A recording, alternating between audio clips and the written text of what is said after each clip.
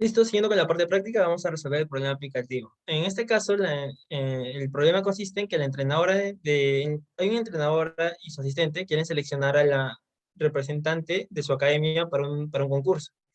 Entonces, para ello, tienen a sus dos mejores nadadoras y y han hecho una prueba de 50 metros libres. Hicieron la prueba 7 veces y se tomaron sus respectivos tiempos. A partir de ello, se obtuvo esta tabla de datos de acá.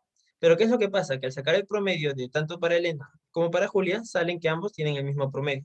Entonces, según esta situación, piden explicar cómo es el tiempo de cada deportista respecto al valor promedio y cuál es el deportista que debe ser elegida. Para comprender más el problema, ¿qué datos se presentan en la situación? Se presentan el tiempo de las dos nadadoras en las 7 pruebas de 50 metros libres. ¿Qué piden hallar? Piden hallar el tiempo de cada deportista respecto al valor promedio y elegir al deportista que representa a la academia. Y por último, ¿tenemos información suficiente para responder las preguntas? Sí, tenemos la información suficiente en la tabla de datos. ¿Cuál es el diseño, cuál es la estrategia que vamos a usar para resolver este problema? Pues vamos a usar lo que ya se vio en la parte teórica, que es, vamos a calcular la media aritmética. Vamos a luego hallar el rango, la varianza, la desviación estándar, el coeficiente de variación, y a partir de estos 5 datos que vamos a obtener, vamos a interpretar y vamos a concluir con las respuestas. En primer lugar, vamos a hallar la media. ¿Cómo se halla la media? Como ya vimos en la parte teórica, se tiene que hacer la suma de los datos que tenemos y dividir entre la cantidad de veces que que se tomaron esos datos. Por ejemplo, Elena hizo 7 pruebas de, de natación de 50 metros libres. Entonces, ¿cuáles fueron los resultados? En la primera prueba lo hizo en 75 segundos, en la segunda prueba lo hizo en 64, y así hasta la séptima prueba que lo hizo en 70. ¿Cómo hallo yo la media de lo que ha hecho Elena? Tengo que sumar 75 más 64 más 72 hasta 70, aquí está, que es el resultado la suma de los resultados que ha obtenido de tiempo, y lo vamos a dividir entre ¿cuánto? Entre la cantidad de veces que se tomó esa muestra, que vendrían a ser 7 veces. Y aquí está el 7. Y así es la manera que se va a hallar la media. Listo. Siguiendo entonces, resolviendo ya eso, se obtuvo que la media de Elena iba a ser 74 segundos de tiempo. Y la media de Julia también vendría a ser 74. La media de Julia se halla lo mismo, como ya expliqué para Elena. Entonces, ¿qué es lo que pasa? Que ambos tienen la misma media. Dice, como las medias son iguales, necesitamos encontrar las medidas de dispersión para ver cómo es que están variando. Ejecuto la estrategia o el plan. Ahora, según la estrategia que habíamos hecho, seguía calcular el rango. ¿Cómo se calculaba el rango? Se hallaba el valor máximo, el valor mínimo y se hacía la diferencia. En este caso, a ver, un momento. Ya, en este caso, el valor máximo de tiempos de Elena vendría a ser 82 y el valor mínimo de Elena vendría a ser 64.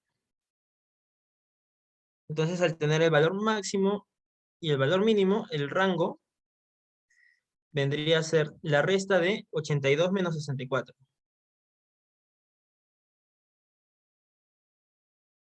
Y eso vendría a darnos 18. Y ahí estamos hallando el rango de Elena. Entonces lo mismo se va a hacer para hallar el rango de Julia. Listo. Entonces, ¿qué es lo que sigue después de hallar el rango? Sigue hallar la varianza de los datos de ambos nadadoras. Ya como vimos en la parte práctica, hay una fórmula para hallar la varianza en datos no agrupados. Acá está la fórmula, pero este, acá se está mucho más explicado. Por ejemplo, acá está el rango de Elena y el rango de Julia, que ya lo hemos hallado. El rango de Elena nos salió 18 y el rango de Julia 46. Y podemos ver que el rango de Julia es mucho mayor al rango de Elena. Ahora, ¿qué es lo que vamos a hacer para hallar la variación de tiempos, para hallar la varianza? Vamos a aplicar esta fórmula que está acá. Por ejemplo, tenemos nuestra tabla de datos que está aquí.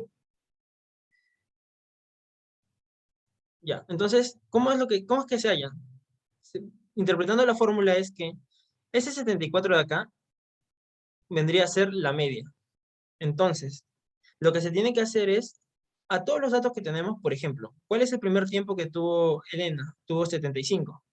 Entonces, a ese 75 se le va a restar la media. ¿Cuánto es la media? 74. ¿Recuerdan cuando hallamos la media? La media acá está. De Elena, por ejemplo, hallamos media 74.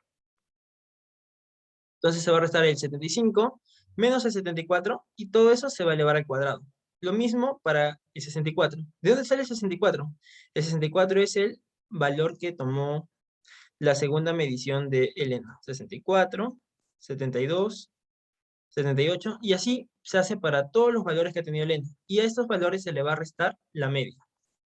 Entonces, como se puede ver acá, a todos los valores que ha obtenido Elena se le está restando la media, que es 74. Y todo esto se divide entre la cantidad de veces que se tomó el tiempo, que vendría a ser 7, que es la cantidad de datos.